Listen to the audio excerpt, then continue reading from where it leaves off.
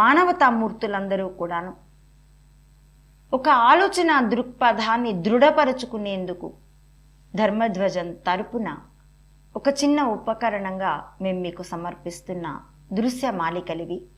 అందులో భాగంగా నేను ఇప్పుడు మీతో శ్రీమద్ భగవద్గీత 2వ సాంఖ్యయోగం నుండి 25వ శ్లోక విశ్లేషణని పంచుకోవాలనుకుంటున్నానండి. కొనసాగిస్తున్నాను. అవ్యక్తో అయం అచింత్యోయం అవికార్యోయం చ్యతే తస్మాదేవం విదిత్వైనం నానుశోచితుమర్హసి.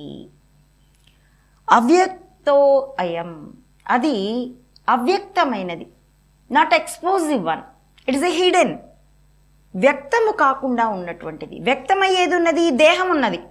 కాబట్టి వ్యక్తమై ఉన్నదాన్ని పట్టించుకొని అవ్యక్తంగా ఉన్నదాన్ని మరిచిపోతూ ఉన్నావు.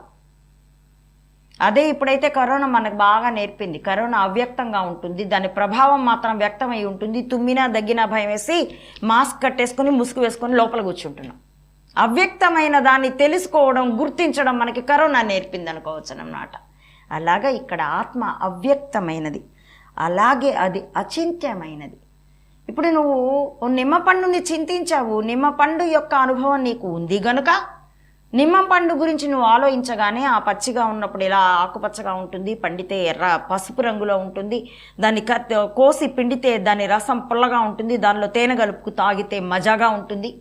ఇన్ని నువ్వు చింతించగలవు. ఎందుకు? ఆ నిమ్మ పండును నీవు చూసి ఉన్నావు, తాకి ఉన్నావు, రుచి చూసి ఉన్నావు, వాసన చూసి ఉన్నావు. అదే ఆత్మనైతే నీకు ఆ అనుభవం ఇంకా లేదు కాబట్టి అచింత్యం. ఈ మనస్సుతో దాన్ని చింతించడానికి కుదరదు. కానీ ఈ మనస్సు తప్ప నీకు ఇంకో ఉపకరణం లేదు. ఇంతకంటే చిక్కు ప్రశ్న మరొకటి ఉండదు. మనస్సుతో చింతించడానికి, ఆలోచించడానికి కుదరని దాన్ని మనోసాధనతోనే అనుభవానికి తెచ్చుకోవలసి ఉన్నది. ఈ చిక్కుముడిని ఎలా సాధించుకోవాలో ఒక్కసారిగా చెప్పడం కుదరదు. కాబట్టి క్రమంగా అనుసరిస్తూ పోతే మనకే స్ఫురిస్తుంది. కనుక ఆ విషయాన్ని ప్రక్కన పెట్టి ఇక్కడ ఆత్మ గురించి శ్రీకృష్ణుడు మరోసారి మనకి ప్రకటిస్తూ ఉన్నదాన్ని అనుసరించే ప్రయత్నం చేద్దాం.